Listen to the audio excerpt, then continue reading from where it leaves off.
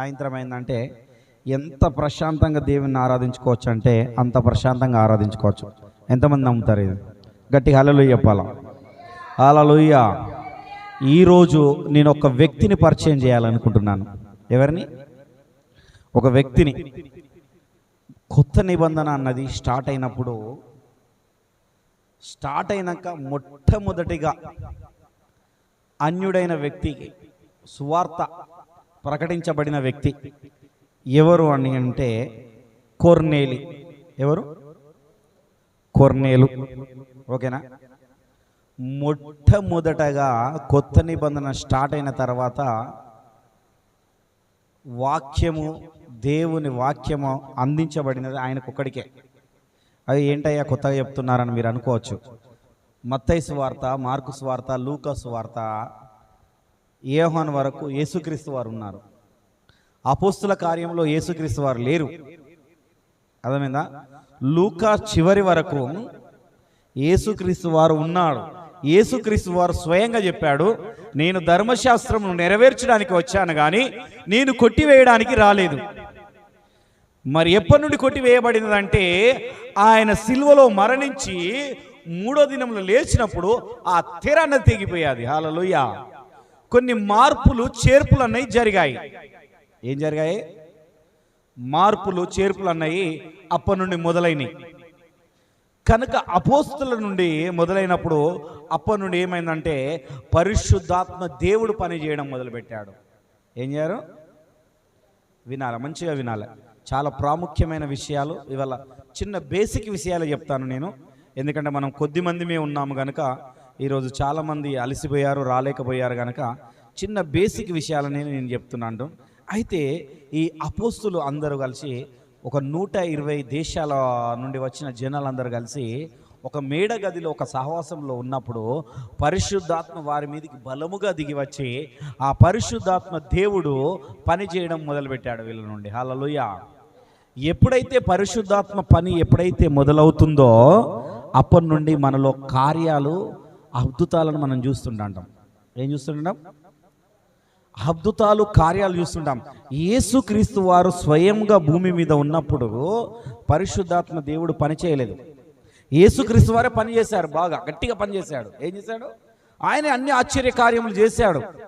కానీ ఆయన వెళ్ళి ఏమన్నాడంటే, నేను వెళితే గాని ఆదరణకర్త మీ యుద్ధకు రాడు. ఆ మాట అన్నాడా లేదా? నేను వెళ్ళి మీ యుద్ధకు ఆదరణకర్తను పంపిస్తా. ఆ ఆదరణకర్త ఎవరు అంటే పరిశుద్ధాత్మ దేవుడు. ఆ పరిశుద్ధాత్మ దేవుని మిమ్మల్ని పంపిస్తా. ఎందుకంటే మన అనాది కాలమునందు ఇజ్రాయిలును తీసుకొని వచ్చినప్పుడు ఒకసారి మనం చూసుకున్నాము.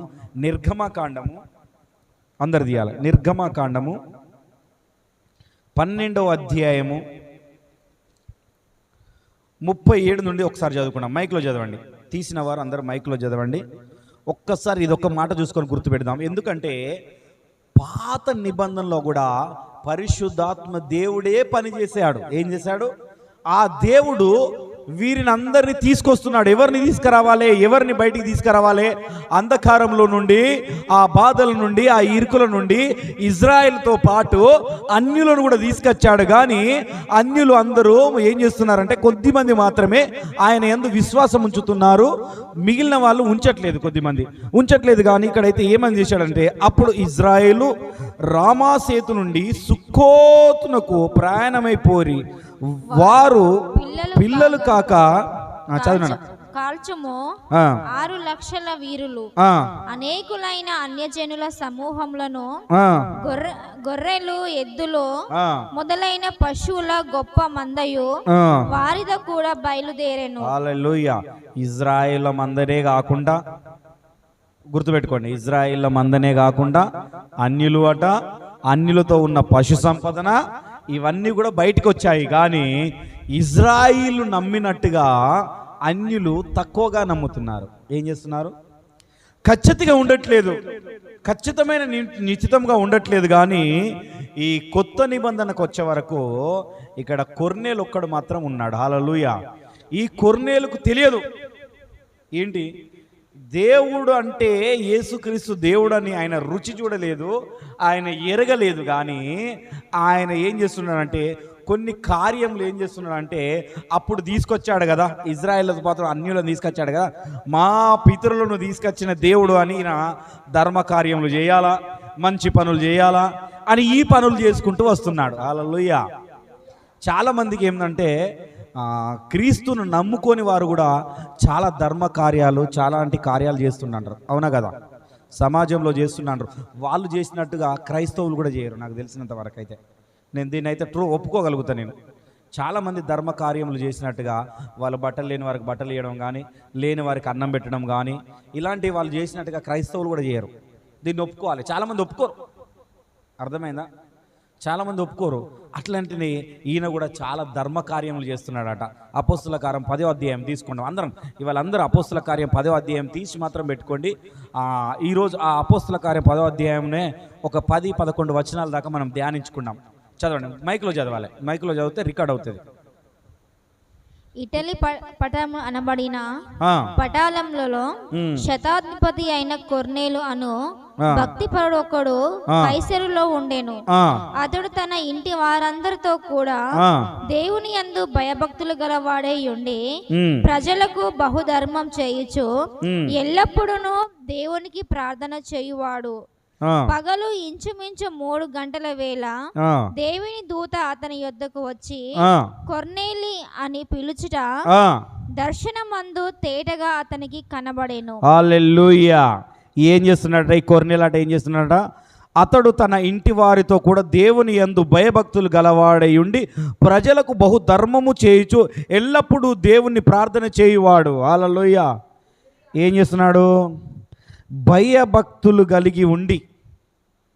చాలామందికి భక్తి అన్నది మాత్రం ఉంటున్నది కానీ భయము అన్నది దేవుని భయం అయితే ఎవరికీ లేదు. నేను చాలాసార్లు గుర్తు చేశాను, మళ్ళీ గుర్తు చేస్తున్నాను. కానీ ఈ కొర్నేలట ఎలాంటి వాడంటే భయభక్తులు కలిగి ఉండి ఎల్లప్పుడూ, ఎప్పుడు? ఎల్లప్పుడూ అంటే ఈ రోజు అని కాదు, రేపని కాదు, అన్ని వేళల యందు ఆయన దేవునికి ప్రార్థన చేయుచున్నవాడు.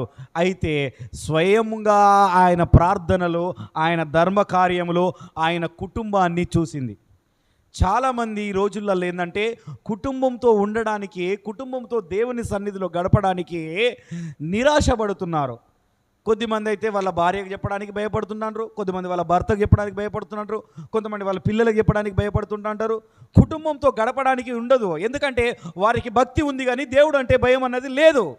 కానీ ఈయనకు మాత్రము భయము ఉంది, భక్తి ఉన్నది. ఈ రెండు వేరు వేరు పదాలు గుర్తుపెట్టుకోండి. ఈ రెండు కలిపి రాసి ఉంటాయి. కానీ భయంతో కూడిన భక్తి చాలా విలువైనది. ఊరికే ఉన్న భక్తి నీకు విలువైనది కాదు. చాలామంది అనుకుంటారు నేను చాలా భక్తిపరుణ్ణి, నేను చాలా అన్ని విషయాలలో కరెక్ట్గా ఉన్నాను, నేను అన్ని విషయాలలో ఉన్నాను అనుకుంటారు. కానీ అన్ని విషయాలలో కరెక్ట్గా ఉన్నట్టు కాదు. దేవుడు అంటే ఎప్పుడైతే నీకు భయం కలిగి ఉంటుందో, ఆ భయంతో వస్తున్నదో నీకు భక్తి, అప్పుడు మాత్రమే అది దేవుని యందు ఉన్న నిజమైన భక్తి. లేని ఎడల భక్తి కాదు. అర్థమవుతుందా?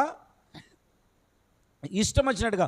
ఎందుకంటే దేవుడు అంటే భయం లేనప్పుడు ఏం జరుగుతుందంటే, నువ్వు దేవుని సన్నిధికి రాగానే, దేవుని ఆలయంలోకి రాగానే ఎక్కడ లేని ఆలోచనలు వస్తుంటా, అంటే ఎక్కడ లేని ఆవలింపులు వస్తాయి. ఇప్పుడు ఇక ఆల్ నైట్ ప్రేయర్కి వస్తే ఎక్కడ లేని ఆవలింపులు వస్తూనే ఉంటాయి. ఇక అన్నీ గుర్తొస్తాంటాయి. ఇక మొత్తం ఇక పొద్దుంతా పని చేసినాయి, అలసిపోయినా అన్న బాధలు ఇవన్నీ గుర్తొస్తుంటాయి. ఎందుకు గుర్తొస్తాయి? ఎరికైనా ఏదో నీకు భక్తి మాత్రం ఉంది, రావాలి దేవుని యొద్దకు రావాలి అన్న భక్తి మాత్రమే ఉంది. కానీ దేవుని యొద్దకు వెళ్ళకపోతే, దేవుని యొద్దకు మనం ఉండకపోతే ఆయన నన్ను ఏం చేస్తాడో, నా కుటుంబాన్ని ఏం చేస్తాడో, నా కుటుంబాన్ని ఇక్కడ లేకుండా చేస్తాడేమో, నా వంశాన్ని లేకుండా చేస్తాడో అన్న భయము మాత్రం లేదు. అర్థమవుతుందా? ఆ భయం అసలే ఎవరికి లేకుండా పోతున్నది. కానీ ఈయనకు మాత్రం చాలా భయం ఉన్నది. పూర్వీకులను ఏ విధంగానైతే ఇజ్రాయేల్ నుండి అన్యులను కూడా ఏ విధంగానైతే తీసుకొచ్చాడో అది ఈయన ఎరిగిన వాడు గనుక ఈయన ఎరిగి ఏం చేస్తున్నాడంటే భయభక్తులు కలిగి ప్రతి దినము, ప్రతిరోజు ఏందంట కుటుంబం అందరితో. అక్కడ ఉన్నదా లేదా? ఉన్నదా లేదా? నేనే చెప్తున్నానా? ఒకసారి చదవండి, మళ్ళీ ఒకసారి చదవండి. అతడు తన ఇంటి వారందరితో కూడా అతడు తన ఇంటి వారి అందరితో కూడా దేవుని యందు భయభక్తులు గలవాడై ఉండి దేవుని యందు భయభక్తులు గలవాడై ప్రజలకు బహుధర్మము చేయుచు ఎల్లప్పుడూ దేవునికి ప్రార్థన చేయువాడు.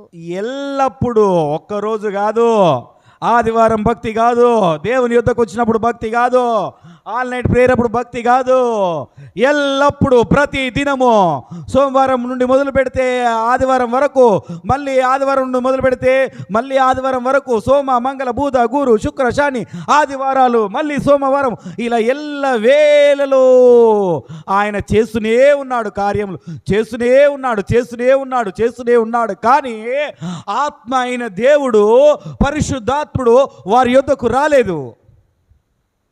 చాలామంది హృదయాల్లో ఉంటున్నది, కానీ దేవుని ఆత్మ తాకక వాళ్ళు ఇంకా అదే బాధలో, అదే ఇరుకులో ఉంటున్నారు. ఎందుకు ఆత్మ మిమ్మల్ని తాకట్లేదు, పరిశుద్ధాత్మ మిమ్మల్ని ఎందుకు తాకటలేదు అంటే దేవునికి మీరు భయపడట్లేదు కనుక ఆ పరిశుద్ధాత్మ దేవుడు నీలో రిసీవ్ కాగలేకపోతున్నాడు. మనము దేవుని యందు భయము కలిగి, దేవుని యందు భక్తి కలిగి, ఆయనకు మనస్ఫూర్తిగా మన హృదయాన్ని సమర్పిస్తే అప్పుడు పరిశుద్ధాత్మ దేవుడు వస్తాడు. ఆయన వచ్చినాడంటే మనలో కార్యం మొదలవుతుంటా అంటది. పరిశుద్ధాత్మ లేని కార్యములు జరగ ఎక్కువ. హల్లెలూయా.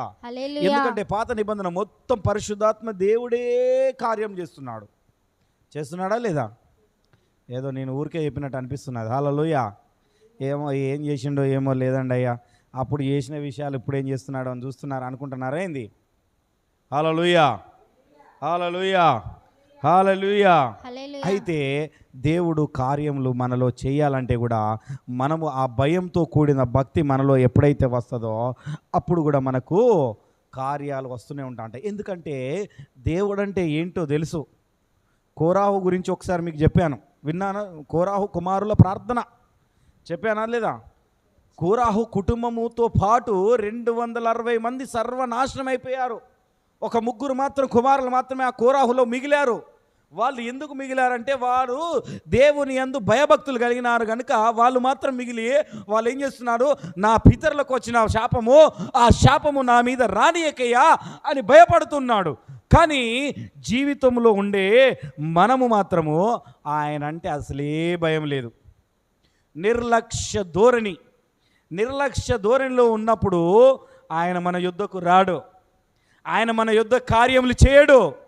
కార్యము చేయాలి అంటే, ఆయన మనతో ఉండాలి అంటే, ఆయన అంటే ఏమిటి, ఆయన చేసిన కార్యములు ఏమిటి, ఆయన చేస్తున్న పనులు ఏమిటి, ఆయన చేయబోయే పని ఏమిటి అని నీకు తెలిసి ఉన్నది కనుక ఆ పనిని బట్టి, ఆ అవకాశాన్ని బట్టి నువ్వు భయపడాలి. ఆయనకు భయపడకుండా ఉంటున్నావు. హల్లెలూయా.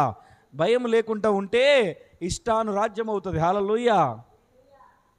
మన అధికారులను చూసి మనం భయపడకపోతే మన దేశం ఆగమైపోతుంది. హల్లెలూయా. అవునా కదా? దేశం అంతా అల్లకొల్లం అయిపోతుంది. విచ్చలవిడిగా వదిలేశారనుకో ఏమవుతుంది? అల్లకొల్లం అయిపోతుంది.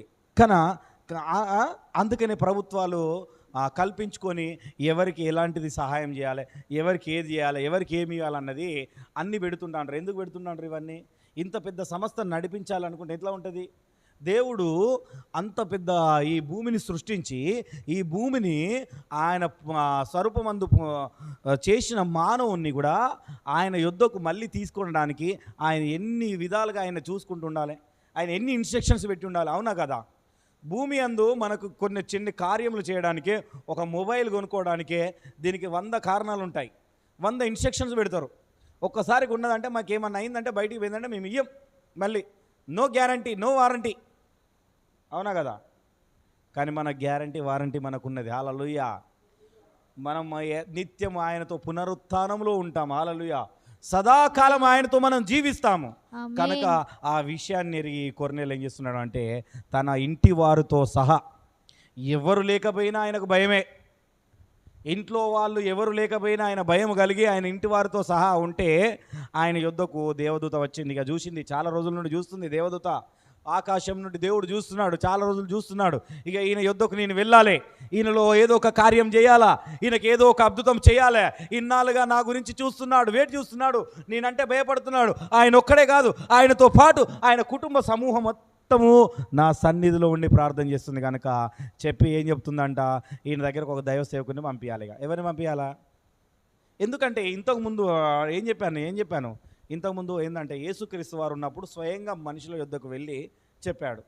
సమరయ స్త్రీ దగ్గరికి వెళ్ళి చెప్పాడు. ఆయన సమరయ స్త్రీ చెప్పాడు. ఆమె అంటుందిగా, అయ్యా మీరు యూదులు, నేను సమరయులు, మీకు మాకు సాంగత్యం ఏమిటి? నేను ఎవరో నీకు తెలిస్తే నువ్వు ఇలా మాట్లాడవమ్మా అని ఆయన అంటాడు. యోహాను సువార్త 4వ అధ్యాయంలో ఉంటుంది మాట. నేను ఇచ్చే నీళ్లు తాగుతున్నా కానీ నువ్వు ఎప్పటికీ దప్పికొనవు. అప్పుడు ఆయన ఆ సమరయ స్త్రీకి సువార్త ప్రకటించే ముందు శిష్యులను ఏం చేసిండు, నాకు ఆకలి అవుతుందయ్యా అంటే వాళ్ళు పట్టణం లోపలికి వెళ్ళి మీకు ఆహారం తీసుకొస్తామయ్యా అని వెళ్ళిపోయారు. అప్పుడు తెలియదు శిష్యులకు, ఈయన సువార్త ప్రకటించింది అప్పుడు తెలియదు. అవునా కదా? అప్పుడు బ్రతికే ఉన్నాడు యేసుక్రీస్తు వారు, బ్రతికి ఉన్నప్పుడు ప్రకటించింది. కానీ ఆయన చనిపోయిన తర్వాత పరిశుద్ధాత్మ దేవుడు పని చేయడం మొదలుపెట్టిండు. హల్లెలూయా. అయితే ఇక వచ్చింది దేవదూత వచ్చి, కొర్నేలా చదువునా, పగలు ఇంచుమించు 3 గంటల వేళ దేవుని దూత అతని యొద్దకు వచ్చి కొర్నేలి అని పిలుచుట దర్శనమందు తేటగా అతనికి కనబడేను.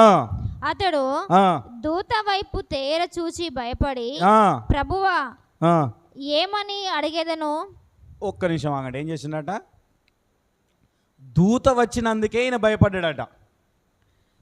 తేరి చూస్తుండే ఇట్లనేగా, ఏం చెప్తుందో ఏమంటాడు ఆ దూతను? ప్రభువా. ఏమన్నాడు? ప్రభువా సంబోధిస్తున్నాడు. చూడు ఎంత గౌరవం ఇస్తున్నాడు. ఆయనకు భయం ముట్టుకున్నది.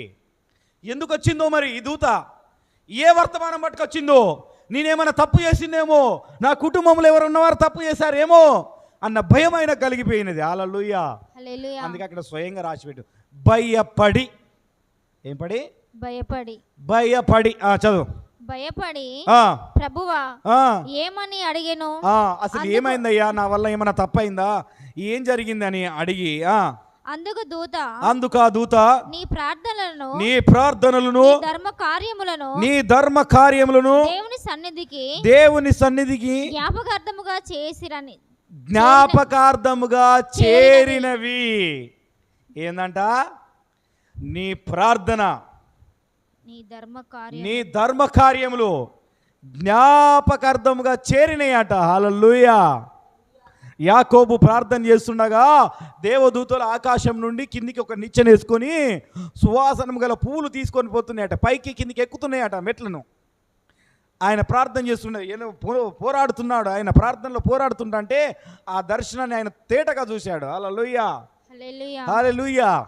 ఏలియా ఏ విధంగానైతే ప్రార్థన చేయగానే 3.5 సంవత్సరములు వర్షం ఆపిండు, అలాంటి భారమైన ప్రార్థన అయిన చేసినప్పుడు నీ ప్రార్థన, నీ ధర్మ కార్యములు ఆయన జ్ఞాపకం చేసుకుంటాడు, ఆయన చూస్తున్నాడు. కానీ నీవు చేసే కార్యములు, నీవు చేసే ప్రార్థన దేవుడు చూస్తున్నాడా? నీ యొద్దకు దేవదూత వచ్చి లేదా ఒక సేవకుడు వచ్చి నీ ప్రార్థన దేవుడు విన్నాడయ్యా, నీ ప్రార్థన విన్నాడమ్మా, నీవు ఇక ఏం భయపడకు అని నీకేమన్నా ఎప్పుడన్నా చెప్పారా? ఎప్పుడన్నా సేవకుడు చెప్పాడా? ఒక్కసారి నువ్వు ఆలోచించు నా ప్రియ సహోదరుడా, సహోదరి. మనము ఏమి చేస్తున్నామన్నది దేవుడు చూచుచున్న దేవుడు. హల్లెలూయా. హల్లెలూయా. అందుకని ఆదికాండం 16:13లో హాగారు చెప్పింది, పేరు పెట్టింది, ఏం పెట్టింది? చూచుచున్న దేవుడవయ్యా నీవు. అరణ్యంలోకి వెళ్ళి తన కుమారుణ్ణి పక్కకేసుకొని, ఆ అరణ్యంలో నీళ్లు లేవు, తినడానికి ఏమీ లేదు, నేను చచ్చిపోతున్నా అని ఆ కుమారుడు దీని కేక నేను వినను అని ఆ చెట్టు కింద అక్కడ పడేసి చాలా దూరం వెళ్ళి ఆ కుమారుని ఏడుపు వినబడనంత దూరంలో వెళ్ళి ఏడుస్తూ ఉన్నది. హల్లెలూయా. ఏం చేస్తున్నది? ఏడుస్తున్నది, బాధపడుతుంటే దేవుని దూత వచ్చి, ఏయ్ ఎవరు నువ్వు, ఇక్కడికి ఎందుకు వచ్చావు? ఏమడుగుతుంది? ఎవరు నువ్వు, ఇక్కడికి ఎందుకు వచ్చావు అంటే అప్పుడు ఫలానయ్యా, ఫలాని నేను దాసిని అని నేను చెప్తుంటా అంటే మళ్ళీ చెప్తుంది, వెళ్ళి శారా చేతి కింద నేను ఉండు. ఎవరి కింద ఉండు? ఇదిగో ఇక్కడ జీవజలాన్ని ఇస్తున్నా, అది నీ కుమారుడికి తాగిపి. హల్లెలూయా. ఏం చేస్తుంది? అక్కడ ఉండమని చెప్తుంది, ఇక్కడ జీవజలం ఇస్తుంది. గుర్తుపెట్టుకో, దేవుడు కార్యం చేయాలంటే డబల్ ఆశీర్వాదం ఇస్తాడు. నో సింగిల్ ఆశీర్వాదం లేదు. సింగిల్ ఆశీర్వాదం కూడా నువ్వు పొందుకోలేకపోతున్నావా? కానీ దేవుడు ఇయ్యాలనుకుంటున్నది డబల్ ఆశీర్వాదము, రెండంతలుగా నిన్ను దీవించాలని అనుకుంటున్నాడు. కానీ నీవు ఆయన దీవెనను పొందుకోవడానికి నువ్వు ఇష్టపడట్లేదు. దట్స్ ఆల్, అంతే. అందుకని ఆ మాట అనగానే ఆమె ఏమని చెప్తుంది దగ్గరికి, అప్పుడే పేరు పెట్టింది అక్కడనే, ఆ అరణ్యంలోనే అడవిలోనే, చూచుచున్న దేవుడవయ్యా, చూచుచున్న దేవుడవు నీవే యేసయ్యా, చూడ చక్కనైన నా సుకుమారుడా. హల్లెలూయా. అంతేనే కదా, చూచుచున్న దేవుడు ఆయన. అర్థమైందా? అంతకుముందు అందుకని ఇంతకుముందు నేను పాడిన కదా, పడుకున్నను లేచినను చూస్తున్నావని పాడామని లేదని. నన్ను చూచువాడా, నిత్యం కాచువాడా, నన్ను చూచువాడా, చెప్పలు కొట్టి, నిత్యం కాచువాడా, పరిశోధించి తెలుసుకున్నావు, చుట్టూ నన్ను ఆవరించావు,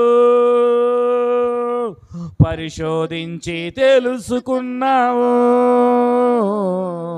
చుట్టూ నన్ను ఆవరించావు, కూర్చుండుట నే లేచియుండుట బాహుగా ఎరిగి ఉన్నావు, రాజబాహుగా ఎరిగి ఉన్నావు. ఎంత చక్కగా వాడింది, అవునా కదా? లాస్ట్కి ఒక మాట ఉంటుంది, లాస్ట్కి ఒక చరణం పాడింది. ఏంటంటే అది ఉన్నప్పుడు ఆ పాట, ఆ ఒక్కదాన్ని చూసి నేను ఈ పాటను నేర్చుకున్నా. పిండమునై ఉండగా నీ కన్నులకు మరుగై ఉండలేదయ్యా, పిండమునై ఉండగా నీ కన్నులకు మరుగై ఉండలేదయ్యా, విచిత్రముగా నిర్మించితివే, ఆశ్చర్యమే కలుగుచున్నదే, విచిత్రముగా నిర్మించితివే, ఆశ్చర్యమే కలుగుచున్నదే, ధన్యవాదం యేసురాజా. ఈమె చూస్తున్నది, ఏం చేస్తుంది? చూసింది, ఆగారు చూసి, అయ్యో నా బాధను చూసినవే అయ్యా, నేను ఎలా ఉన్నది చూసినవే, నన్ను వదిలిపెట్టలేదే నువ్వు, ఆ అబ్రహాము దేవుడవే, నా దేవుడవే, నీవు నన్ను వదిలిపెట్టలేదే, చూస్తున్నావు నీవు గనుక నీవు చెప్పినట్టుగా నేను వింటా. హల్లెలూయా.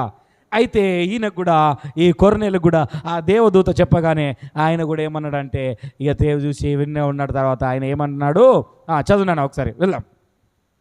అప్పుడు నీవు ఎప్పేనుకు మనుషులను పంపి పేతురు అను మారు పేరు గల సీమోనును పిలిపించుము, అతడు సముద్రపు దరినున్న సీమోను ఒక చర్మకారుని ఇంట దిగి ఉన్నాడని అతనితో చెప్పాను. హల్లెలూయా. ఏం చెప్తున్నాడు? దేవదూత వచ్చింది, పేతురు అని మారు పేరు కదా సీమోను, అక్కడ అంటే ఒక పేతురు ఉన్నాడు. ఆడ పేతురు ఎక్కడ దిగిండంట? సీమోను అని చర్మకారుని ఇంట దిగిండు. రంజిత్ ఎక్కడ దిగిండు? కిరణ్ వాళ్ళ ఇంటికి వచ్చిండు. కిరణ్ వాళ్ళ ఇంటికాడ ఉన్నాడు. కిరణ్ వాళ్ళ ఇంటికాడ ఉండి ప్రభాకర్ వాళ్ళకు చెప్తున్నాడు దేవుని దూత, ఏ ప్రభాకర్, ఆగో ఆయన కిరణ్ వాళ్ళ ఇంటికాడ ఉన్నాడు, పలానా రంజిత్ ఉన్నాడు, ఆయన నా సేవకుడు, నువ్వు వెళ్ళి ఆయన తీసుకొచ్చుకో నీ ఇంటికి. ఏం చేయి? నీ ఇంటికి తీసుకొచ్చుకో అని ఈయనకు కనబడింది. ఈయనకు కనబడితే అప్పుడు ఒక మాట ఏమంటుందంటే, ఈ పేతురు ఒక దర్శనం చూస్తాడు. ఆ సమయంలో పేతురు ప్రార్థన చేసుకుంటా అంటాడు. చూడండి దాంట్లోనే ఉంటుంది, పేతురు ప్రార్థన చేసుకుంటా అంటే పేతురుకు ఒక దర్శనం కనబడుతుంది. చతురుపాత జంతువులాట. చదువునా? పేతురు ప్రార్థన చేయుటకు మిద్దె మీద ఎక్కెను. అతడు మిక్కిలి ఆకలిగొని భోజనం చేయగోరెను. ఇంటి వారు సిద్ధము చేయుచుండగా అతడు పరవశుడై ఆకాశము తెరవబడి 4 చెంగుల పట్టి దింపబడిన పెద్ద దుప్పటి వంటి ఒక విధమైన పాత్ర భూమి మీద దిగి వచ్చుటయు చూచెను. అందులో భూమి అందు సకల విధములైన చతుష్ప జంతువులను, ప్రాకు పురుగులను, ఆకాశ పక్షులను ఉండెను. అప్పుడు పేతురు నీవు లేచి చంపుకొని తినమని. ఇప్పుడు మంచిగా నాలే, నీవు లేచి, ఆయన ఏం చూస్తున్నాడు, ఆయన ఆయనకు ఆకలిస్తున్నది. ఆకలిస్తున్నట్టు ఇక్కడ సీమోన్ అన్ని అరేంజ్మెంట్ చేస్తున్నాడు, మంచి భోజనాన్ని రెడీ చేస్తున్నాడు. ఈయన ఏం చేసినంట, ఆయన మేడ ఉన్నది, మేడ పైన ఇంకో ఫస్ట్ ఫ్లోర్కి వెళ్ళి ఆ ఫస్ట్ ఫ్లోర్లో పోయి ఈయన ప్రార్థన చేసుకుంటున్నాడు. ఇక్కడ భోజనం రెడీ అవుతుంది కదా, ఏం చేయాలా, కూర్చొని ఉండడం ఏం లేదు కదా, కూర్చొని బట్టి చూడడమే కదా. నన్ను చూస్తున్నారా, నన్ను ఫాలో అవుతున్నారా? సరే, 2 చేతులు పెట్టి హల్లెలూయా, గట్టిగా హల్లెలూయా, గట్టిగా హల్లెలూయా. అయితే వాళ్ళు భోజనం సిద్ధపరుస్తున్నంటే ఈయన వెళ్ళి వట్టిగా ఉండి ఏం చేయాలని ఆ కింద భోజనం సిద్ధపరుస్తున్నంటే ఆ మేడ పైకి ఎక్కి ప్రార్థన చేయడం మొదలుపెట్టిండు. ఏం చేశాడు, ప్రార్థన చేస్తుండంటే ఈయన ఒక దర్శనం చూస్తున్నాడు. ఒకటి ఉన్నది, ఇలాంటి సాప ఉన్నది అనుకోనండి. ఈ సాప పక్కన 4 దెక్కలు పట్టుకొని దాంట్లో కొన్ని జంతువులు కనబడుతున్నాయి. ఆ జంతువులు ఆకాశం నుండి కిందికి దిగొచ్చినాయి. ఈయన ఇట్లనే చూస్తున్నాడు. అక్కడ ప్రభు స్వరం ఈయన వినబడుతుంది, ఏ పేతురు లేచి నీకు ఆకలి అవుతుంది కదా, అవి చంపుకొని తిను. ఏమంటాడు, ఒక శబ్దం అతనికి వినబడేను. ఆ శబ్దం వినబడుతుంది. ఇక ఈయన చెప్తా అంటే ఈయన ఏమనుకుంటున్నాడు, అయితే పేతురు వద్దు ప్రభువా, నిషిద్ధమైనది అపవిత్రమైనది ఏదైనా నేను ఎప్పుడు తినలేదని చెప్పగా దేవుడు పవిత్రము చేసిన వాటిని నీవు నిషిద్ధమైన వాటినిగా ఎంచవద్దని మరలా 2వ మారు ఆ శబ్దము అతనికి వినబడెను. ఇలాగూ 3 మారు జరిగెను. వెంటనే ఆ పాత్ర ఆకాశంకి ఎత్తబడెను. అబ్బా, ఏం చేసిందంట, ఇది వస్తుంది, ఆ శబ్దం వినబడుతుంది, అవి ఆకాశం పోతానే, మళ్ళీ వస్తుంది, వినబడుతుంది, అవుతుంది. ఇక 3 మారుగా వస్తుందంటే ఈయనకు విసుకొచ్చిపోయింది. ఇక ఏమైపోయింది, ఈ పేతురుకు విసుకొచ్చిపోయినది. అంటే ఇక్కడ గుర్తుపెట్టుకోండి, నేను ఎప్పుడైనా దర్శనం చెప్పినప్పుడు నేను కూడా కానీ ఏమైనా చెప్పినప్పుడు ఇది మీకు జరిగిందా లేదా, నీకు ఇలాంటి జరుగుతుందా లేదా మళ్ళీ కన్ఫర్మ్ చేసుకుంటాను. నేను ఒకసారి నాకు కనబడింది, మీకు కూడా ఎందుకు దేవుడు కనిపించాడు, మీకు ఎందుకు తెలియపరుస్తాడు, మీకు కూడా తెలియపరుస్తాడు చూడండి, అప్పుడే నమ్మండి అని చెప్తాం. చెప్పానా లేదా, అట్లా ఎన్నిసార్లు చెప్పినా అట్లా చూపించలేదు దేవుడు. గుర్తుపెట్టుకోండి, పరిశుద్ధాత్మ దేవుడు మనలో ఉంటే 2 వైపులా ఒకే తీరుగా చూపిస్తాడు. ఈయన నిషిద్ధమైన దాన్ని దేని గురించి మాట్లాడుతున్నాడంటే, ఈ పేతురు అనుకునేవాడు ఇన్ని రోజులు యూదులమైన మాకు, ఇజ్రాయేలమైన మాకు, మా గురించే వచ్చిన దేవుడవు నీవు, మా దేవుడవు, నా దేవుడవు అనే ఒక యూదులకు మాత్రమే సువార్త చెప్పేవాడు. ఆ యూదుల యొద్దకు మాత్రమే ఉండేవాడు, వారితోనే ఉండేవాడు. కానీ ఈయన ఎప్పుడైతే ఆ దర్శనం చూశాడో, అప్పుడు ఈ కొర్నేలు చూశాడో, ఈ కొర్నేలు ఆయన మనుషులను కూడా పంపించగానే అప్పుడు ఈయనకు అర్థమైపోతుంది. హల్లెలూయా. కొర్నేలు ఇంటి దగ్గర నుండి వచ్చిన ఆ మనుషులు ఈయనను వెతుక్కుంటూ రాగానే, దేవుడు మాకు ఇట్లా మా యజమానుడికి ఇలా కనబడిందయ్యా, ఇలా నీవు ఇక్కడ ఉన్నావని స్వప్నమందు దేవదూత కనబడి చెప్పినది. చదవకండి, నేను త్వరగా చెప్పి ముగించి మనం ప్రార్థనలోకి వెళ్ళిపోదాం. ఇంకా ముందుకు వెళ్ళిపోదాం, విజ్ఞాపన ప్రార్థనలోకి వెళ్ళిపోదాం. కాబట్టి త్వరగా ముగించడానికి త్వరగా చెప్తున్నాను. దీన్ని తర్వాత మీరు చదువుకోండి, ఓకేనా? ఈ 10వ అధ్యాయాన్ని తర్వాత మీరు చదువుకోండి, అపోస్తల కార్యాన్ని. అయితే చెప్పి అనగానే ఆయనకు రాగానే ఓకే, మళ్ళీ చెప్తాడు. అక్కడ దేవదూత ఈయన చెప్తుంటే ఏం మాట్లాడకుండా వాళ్ళతో వెళ్ళిపో. ఏమంట, పేతురు ఇక ఏం మాట్లాడక, ఇక వారితో నువ్వు వెళ్ళిపో. హల్లెలూయా. ఆయన వాళ్ళతో వెళ్ళిపోవడం మొదలుపెట్టేట. హల్లెలూయా. వెళ్ళిపోగానే వారి ఇంటికి పోగానే ఆయనకు ఇప్పుడు కనబడ్డ ఈ చతుర్పాద జంతువులను చూసిన ఈ దర్శనం ఆయన చూస్తున్నాడు. అప్పుడు ఆయనకి ఇది ఆటోమేటిక్గా తెలిసిపోతున్నది. హల్లెలూయా. నాకు ఆకలేయడం ఏంటి, దీన్ని తినడం ఏమిటి, దీన్ని అంటే ఓహో దేవుడు నాకొక్కడికే దేవుడు కాదు, మా యూదులకొక్కరికే ఇజ్రాయెల్కే దేవుడు కాదు, వీరికి కూడా దేవుడే. ఈ సమస్తం భూమి మీద సృష్టించిన ప్రతి ఒక్క మనుషులందరికీ దేవుడే అన్న విషయాన్ని ఆయన ఎరిగిండు. హల్లెలూయా. అక్కడ చాలా చెప్పాడు. అన్యులు కాకుండా చతుర్పాద జంతువులని చాలా జంతువులు కనబడుతున్నాయి అక్కడ. అవునా కదా? కనబడుతున్నాయా లేదా? అయితే ఒక అన్యులే కాకుండా చాలామంది జనాలు ఉన్నారు. అవునా కదా? మన ప్రపంచంలో ఉన్నారా లేరా? వీరందరికీ కూడా దేవుడు అన్న విషయాన్ని ఆయనకు తెలియపరుస్తున్నాడు. హల్లెలూయా. ఎలా తెలియపరుస్తున్నాడు?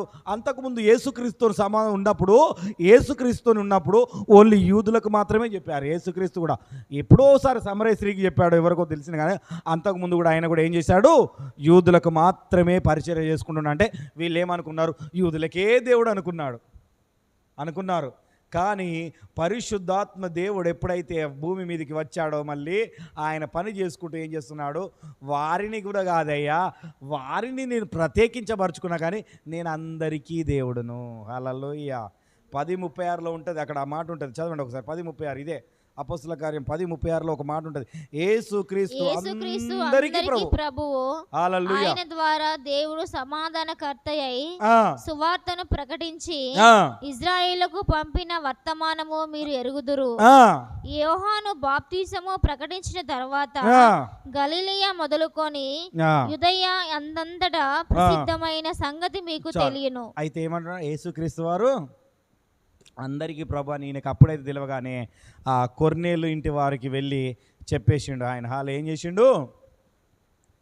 చెప్పి వారికి ప్రార్థన చేయగానే ఆ కుటుంబం మొత్తం ఆత్మతో నడిపింపబడింది. హల్లెలూయా, హల్లెలూయా, హల్లెలూయా. అయితే ఆయన కొర్నేలు ఏం చేసిండట? ఈసారి కుటుంబంతో కాకుండా బంధుమిత్రులందరినీ కూడా తీసుకొచ్చిండట. హల్లెలూయా. ఏం చేసిండు? ఆడ ఉంటుంది. బంధుమిత్రులందరినీ తీసుకొస్తే వాళ్ళందరికీ వాక్యం బోధిస్తూనే ఉన్నాడు. హల్లెలూయా.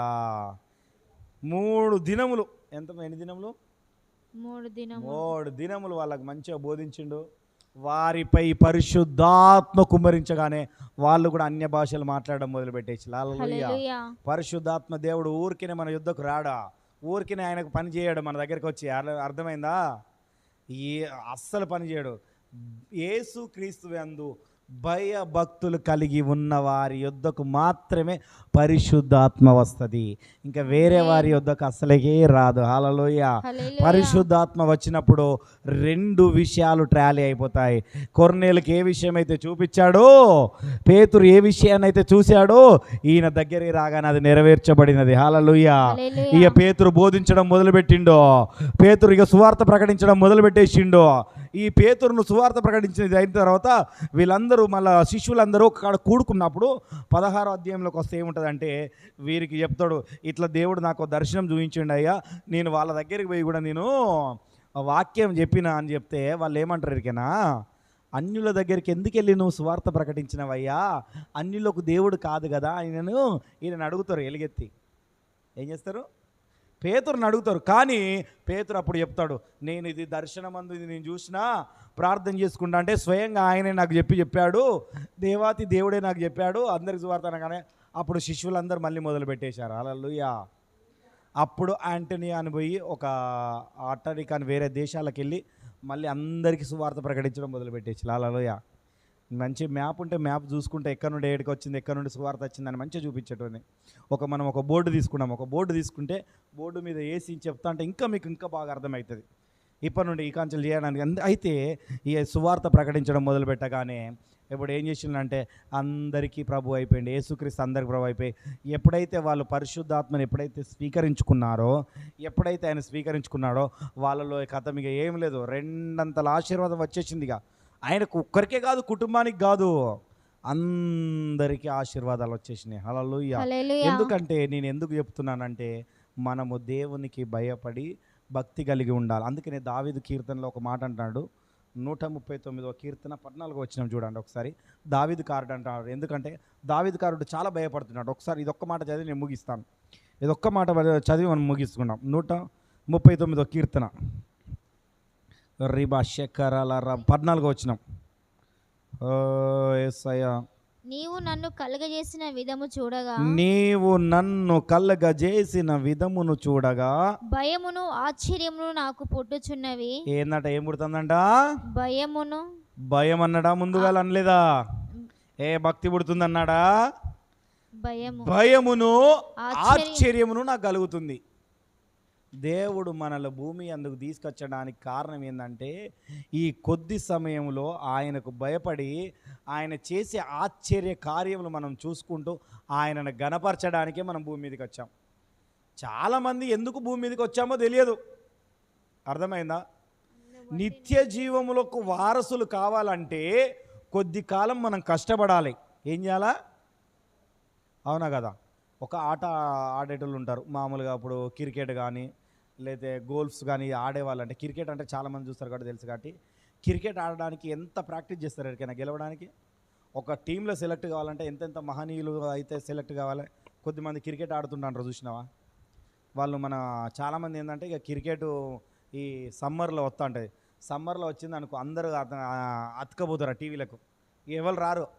మ్యాచ్ ఉంది, ఎంత స్కోర్ ఉన్నది, ఎంత స్కోర్ ఉన్నదని ఊకే అడుగుతుంటారు. ఊకే పక్క పంట ఎవరైనా పోతుంటే కూడా, నేను ప్రయాణం అయిపోతుంటే కూడా ఊకే అనేది, అన్న స్కోర్ ఎంత అయిందానా, అన్న స్కోర్ ఎంత అయిందానా అని అడిగేటోళ్ళు అందరూ. ఏం స్కోర్ రాబాయి, ఏంది, నాకేమో ఆడరాదు. ఏం స్కోర్ రాబాయి, ఆ పేర్లు కూడా తెలియదు ఎవరికి. హల్లెలూయా.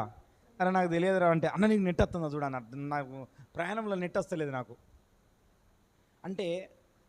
ఒకరు సెలెక్ట్ అయ్యి ఒకరు ఆడడానికి ఎంత ప్రాముఖ్యత కలగాలో, ఎంత ప్రాక్టీస్ చేసి ఆయన ఆడుతాడో, అదేవిధంగా భూమి అందకొచ్చి మనము దేవుణ్ణి స్తుతించడం, దేవుని గురించి తెలుసుకోవడం అంత ప్రాక్టీస్ చేయాలన్నమాట. మనం ఏం చేయాలా? అర్థమైందా? అర్థం కాలేదా? హల్లెలూయా. అర్థమైందా కాలేదా? నేర్చుకోవాలి. అందు గురించి మనం భూమి మీదకి వచ్చాం, ఇక వేరే దాని గురించి రాలా. భూమి మీద మనము ఆయనని ఎట్లా స్తుతించాలి, ఆయన్ని ఎట్లా గణపరచాలి, ఆయన చేసిన ఆశ్చర్య కార్యములు ఏంటి, అసలు ఆయన ఏ విధంగా మనిషిని తీసుకొచ్చిండు, ఏ విధంగా చూసుకొచ్చిండు అన్నది ఇవన్నీ గుర్తొచ్చి, అందుకనే దావీదుకారుడు ఏమంటున్నాడంటే, నీవు నన్ను కలగజేసిన విధమును చూడగా భయమును ఆశ్చర్యము నాకు కలుగుతున్నదయ్యా. నాకు భయం వేస్తుందయ్యా. అందును బట్టి నేను నీకు కృతజ్ఞతాస్తుతులు చెల్లించుదును. నీ కార్యములు ఆశ్చర్య కార్యములు సంగతి నాకు బాగుగా తెలిసి ఉన్నది. ఆ సంగతి నాకు బహుగా తెలిసి ఉన్నది. లేనిది ఉన్నట్టుగాను ఉన్నది లేనట్టుగాను తెలియపరిచేవాడివి. ఆశ్చర్య కార్యములు నువ్వు చేయవాడవు. నువ్వు సృష్టించిన ఈ విధానం చూస్తేనే నాకు భయం కలుగుతుందయ్యా, అందుకనే నిన్ను నేను స్తుతిస్తున్నా అంటున్నాడు. హల్లెలూయా. ఇప్పుడు చెప్పండి, ఎందుకు స్తుతించాలి ఆయనను? ఇప్పుడు అర్థమైందా కాలేదా? ఇప్పుడు కుటుంబంతో స్తుతించాలా స్తుతించకూడదా అన్నది ఇప్పుడు తెలియదు. అర్థమైందా? అందుకనే ఈ ఆశ్చర్యాలను చూసి ఇవి చూసి కొర్నేలు తన ఇంటి కుటుంబీకులు అందరూ కలిసి ఆయనకు భయభక్తులు కలుగుతూ ఆయనను ప్రార్థన చేయడం మొదలు పెడుతున్నారు. హల్లెలూయా.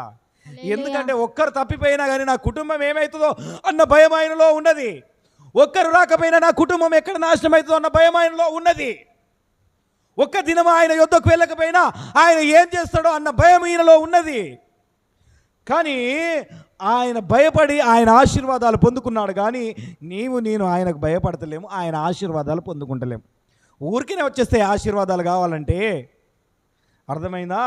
ఎంత కష్టపడాలి, ఎంత ప్రార్థన చేయాలా, ఎంత మోకాళ్ళు అరగాలా. దేవుడు అంటే మనం ఎంత భయం కలిగి జీవిస్తామో అంతగా అంచెలంచెలుగా ఎదిగింపబోతుంటాడు. హల్లెలూయా. అబ్రహామును పిలిచాడు, పిలవగానే ఆయన ఓకే పిలవగానే ఆయనకు కూడా భయం వేసింది. ఆయన చూస్తుంటాడు, ఈయన కార్యములు చూస్తుంటే ఆయనకు కూడా భయం వేసింది. విశ్వాసంతో బయటకు వచ్చిండు కానీ ఆయనకు భయం వేసింది. హల్లెలూయా. భయం వేసి అందుకని అన్నాడు, ఒక్క కుమారుడు నీకు వాగ్దానం ఇచ్చిన కుమారుడు నాకు కావాలి అనగానే ఏం చేసిండు? ఇంకో మాట మాట్లాడలే. ఇంకో మాట్లాడకుండా కత్తి ఎత్తగానే దేవదూత వచ్చి, అబ్రహామా నీవు దేవునికి భయపడుతున్నావని నేను ఎరుగుదును. ఏమన్నాడు?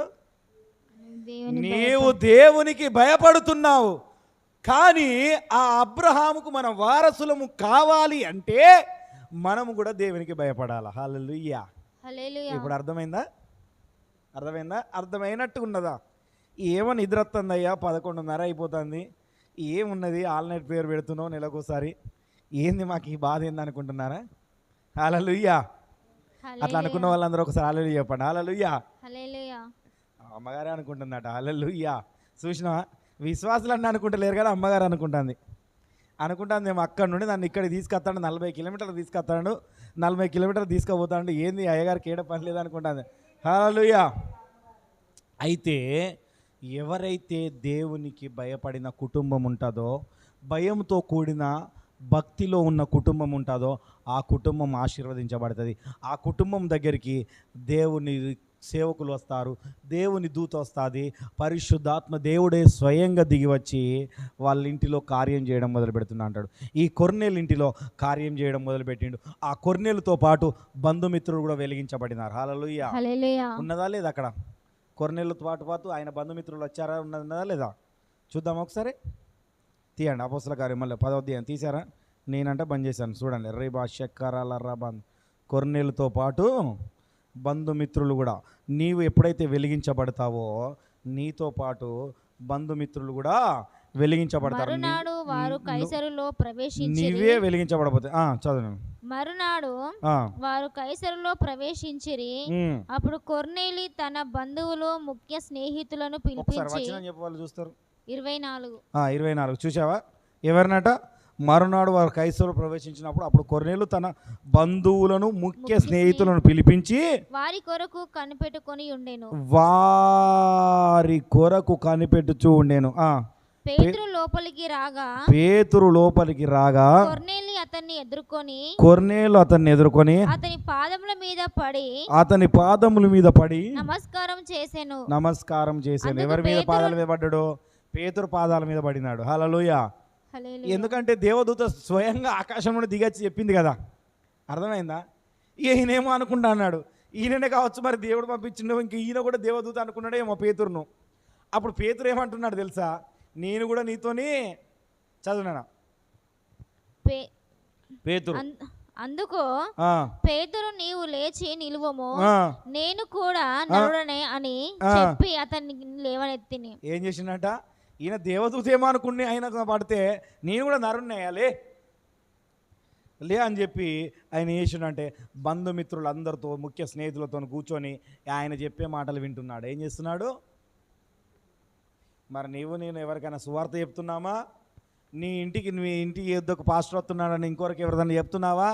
మా దగ్గరికి ఈయన పాస్టర్ వస్తున్నాయా, మంచి కార్యాలు జరుగుతున్నాయని ఎవరికైనా చెప్తున్నావా? చెప్తలేరు. కానీ దేవుడు మాత్రం అక్కడ కొర్నేలు మాత్రం ఏం చెప్పిండు? దేవదూత చెప్పడమే ఆలస్యం. ముఖ్య స్నేహితులకు చెప్పిండు, బంధుమిత్రులకు అందరినీ తీసుకొచ్చిండు. వాళ్ళందరూ కలిసి అక్కడ కూర్చొని ఈ పేతురు గురించి కనిపెట్టుకుంటూ ఉన్నారు. హల్లెలూయా. పేతురు కంటే ముందుగా కూర్చొని కనిపెట్టుకుంటూ ఉన్నారు. కానీ మనుషులమైన మనము ఆయన గురించి కనిపెడతాం లేము. దేవుని గురించి కనిపెట్టడమే మానేసాము. ఏదో భక్తి మాత్రం చూపిస్తున్నాం కానీ ఆయనంటే భయపడటం లేదు. కనుక నీ జీవితం ఇంకా మారిపోతలేదు. నీవెక్కడేసిన గొంగలు అక్కడనే ఉంటుందంటే ముదుగాల నువ్వు ఈ కాంచలే దేవునికి భయపడడం నేర్చుకోవాలా. దేవునికి ఎప్పుడైతే నువ్వు భయపడడం నేర్చుకుంటావో, దేవుని యందు ఎప్పుడైతే భయభక్తులు కలిగి ఉంటావో అప్పుడు నీవును నీ ఇంటి వారితో పాటు నీ ముఖ్య స్నేహితులు నీ బంధువులు కూడా ఆశీర్వదించబడతారు. వారందరూ పరిశుద్ధాత్మను పొందుకున్నారట. హల్లెలూయా. పరిశుద్ధాత్మను పొందుకున్నారు, వాళ్ళందరూ రక్షింపబడినారు. అప్పటి నుండి సువార్త స్టార్ట్ అయిపోయింది. హల్లెలూయా. ఇప్పటి నుండి మీ జీవితంలో ఈ వాక్యం విన్న తర్వాత మీ జీవితంలో సువార్త స్టార్ట్ అవుతుందో ఉండదో చూడాలి. హల్లెలూయా. అప్పటి నుండి అన్యులకు సువార్త విస్తారంగా వెళ్ళిపోయినది. హల్లెలూయా. సువార్త స్టార్ట్ అయిందే ఇప్పటి నుండి. హల్లెలూయా. దేవునికి మహిమ కలుగును గాక. కనుక నీ జీవితంలో కూడా నువ్వు ఎప్పుడైతే దేవునికి భయపడతావో నీలో ఆటోమేటిక్గా సువార్త బయటకు వచ్చేస్తుందంట. హల్లెలూయా. నీ కుటుంబం మొత్తం భయపడినప్పుడు ఆటోమేటిక్గా నీ కుటుంబాన్ని చూసి ఇంకొకరు మారిపోతారు, నీ బంధువులు మారిపోతారు, నీ స్నేహితులు మారిపోతారు, అందరూ మారిపోతారు. కనుక ఒకసారి మనలో మనం ఒకసారి గుర్తు చేసుకున్నాం. హల్లెలూయా. అందరం మోకరించినట్లయితే మనం ప్రార్థన చేసుకున్నాం. మన కుటుంబం మారాలి, మన బంధువులు మారాలంటే ముఖ్య స్నేహితులను కూడా మనం పిలిపించుకోవాలి. హల్లెలూయా. హల్లెలూయా. దేవునికి మహిమ కలుగును గాక. స్తోత్రం. మన మధ్యలో ఉన్న